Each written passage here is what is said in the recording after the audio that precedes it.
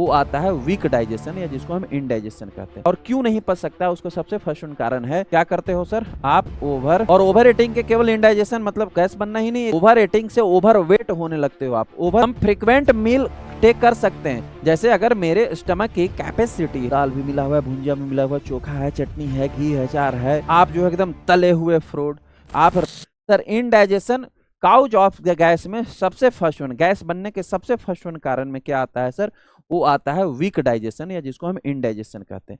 खाना कब नहीं पच सकता है सर और क्यों नहीं पच सकता है उसको सबसे फर्स्ट कारण है कि आप ओवर ईटिंग करते हो। क्या करते हो सर, आप ओवर ईटिंग करते हो। सर हम में से कई लोग हैं जो हर रोज ओवर ईटिंग करते हैं, और ओवर ईटिंग के केवल इंडाइजेशन मतलब गैस बनना ही नहीं एक समस्या है, ओवर ईटिंग के कई सारे डिसएडवांटेज होते हैं कि हमारे बॉडी में फैट्स जमा होने लगते हैं, उनसे बाद में हार्ट अटैक का आपको खतरा बढ़ने लगता है। ओवर ईटिंग से ओवर वेट होने लगते हो आप। ओवर ईटिंग का मतलब है कि जितना हमारे बॉडी को रिक्वायरमेंट है हम उतना ही खाना खाएं। हम फ्रिक्वेंट मील टेक कर सकते हैं, जैसे अगर मेरे स्टमक की कैपेसिटी है सर कि अगर हम 4 रोटी एक बार में खा सकते हैं, तो कभी कभी क्या होता है ना, हमारे पास दाल भी मिला हुआ है, भुंजिया भी मिला हुआ है, चोखा है, चटनी है, घी है, अचार है, रोटी में भी जो है घी चुपड़ा हुआ, पनीर की सब्जी है, इतना अगर टेस्टी खाना मिलता है ना तो हम 4 की जगह पे 6 रोटी 7 रोटी खा लेते हैं। सर आपके स्टमक में जो एसीएल सेक्रेशन हुआ था, एक एसिड का सेक्रेशन होता है जिसको हम बोलते हैं हाइड्रोक्लोरिक एसिड।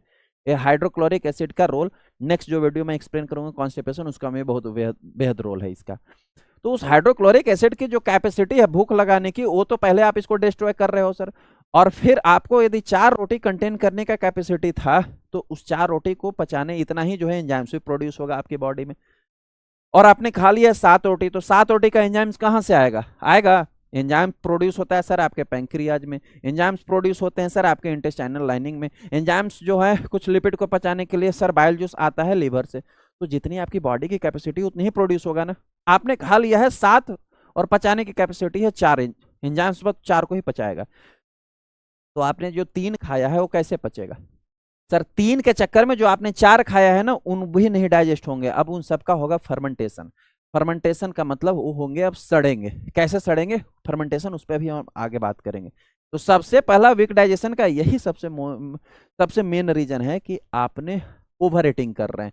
जब जब आप ओवर ईटिंग करेंगे, और ये हमें सब, हमारी बॉडी सबको अलाउ करती है कि सर हमें खाना कितना खाना है, हमारी पेट जो है वो बता देता है कि 4 रोटी के बाद ना मैं ज्यादा खा रहा हूँ। आप नोटिस करना पर डे अपने मील में, अपने खाने में नोटिस करना। तो अगर ये जहां पर आपको पिन पॉइंट होता है कि नहीं 4 रोटी 3 रोटी के बाद हो गया नहीं खा सकते, आप वो रोज वही खाना खा करके देखो, 3 रोटी, भले कि 3 रोटी हमारे 3 घंटे में पच जाता है, तो पहले जो हम 2 बार खाना खाते थे हम 3 बार खा सकते, चलेगा। लेकिन सर ये ओवर ईटिंग अवॉइड कीजिए। ओवर ईटिंग सबसे ज्यादा जो है आपको गैस बनने का कारण बन रहा है। सेकेंड वन रीजन होता है जिसको हम बोलते हैं कल्प्रिट फूड। क्या बोला जाता है सर उसको? Culprit food. कल्प्रिट फूड का मतलब है dangerous food. Dangerous food food हम किसको कह रहे हैं? डेंजरस फूड हम उनको कह रहे हैं जिनको हमें कभी खाने ही नहीं चाहिए, जो हमारे बॉडी को ना हमेशा से नुकसान ही दे रहे हैं, वो गैस आपका प्रोडक्शन करेंगे। जैसे ऑयली फूड, आप स्पाइसी फूड, आप जो है फ्राइड फूड, आप जो है एकदम तले हुए फूड, आप रिफाइंड में भूंजे हुए, रिफाइंड में तले हुए फूड, इन सबको आप खाते हैं कल्प्रिट फूड सर। ये एकदम डेंजरस लेवल के फूड है। आप नोटिस करना कि जिस दिन आप एकदम बिल्कुल रूखड़ी रोटी खाते हो, 3 रोटी, मैं अभी भोजन पे आप नहीं बात कर, भोजन आप जो खाते हो नॉर्मली बिल्कुल खाओ, आगे मैं बात करूंगा उस पर भी, लेकिन आप जो कल्प्रिट फूड है उनको अवॉइड कीजिए।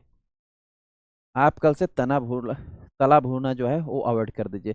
तला भुना का मतलब ये नहीं होता है कि हम अगर 2 हफ्ता में 2 हमने चपाती खा ली तो हमें इंडाइजेशन क्रिएट कर देगा। आप सुबह में जैसे ही उठते हो, ब्रश करते हो, ब्रश करने के बाद एकदम मस्त वाला जो है कोई नमकीन वाला भुजिया खरीद के लाया है आपने मार्केट से, उसको लेकर के बैठ जाते हो, बिस्किट लेकर बैठ जाते हो, मैदे की कचौड़ी खा लो। सर उस सब में क्या है? सारे के सारे कल्प्रिट फूड है। ये सब के सब जो है आपको गैस बनाएंगे, ये सब के सब जो है आपके इंटेस्टाइन में जाके फर्मेंट होगा, कोई डाइजेस्ट नहीं होगा। डाइजेस्ट केवल वही फूड होगा आपको, डाइजेस्ट केवल वही फूड होगा जो हमारे इंटेस्टाइन में प्रेजेंट एंजाइम्स उनके साथ सही से रिएक्शन कर पाएगा। एंजाइमेटिक रिएक्शन नहीं होगा, फर्मेंट होगा, सड़ने लगेगा। दूसरा कारण हुआ इनडाइजेशन के या फिर वीक डाइजेशन के। थर्ड वन कारण होता है इनएप्रोप्रिएट स्लीपिंग डिसऑर्डर। आपको अप्रोप्रिएट अमाउंट में लगभग 8 घंटे, 6 से 8 घंटे आपको सोना बहुत जरूरी है। यदि आप नहीं सो रहे हो, फिर आपका खाना डाइजेस्ट नहीं होगा, फिर आपका खाना जो है वो फर्मेंट होगा, सड़ेगा, फिर आपको गैस बनेगा। ये हुआ सबसे पहला रीजन। गैस बनने का सबसे फर्स्ट रीजन क्या होता है सर? वीक डाइजेशन, खाना कम पच रहा है, गैस बनेगा सर। ठीक।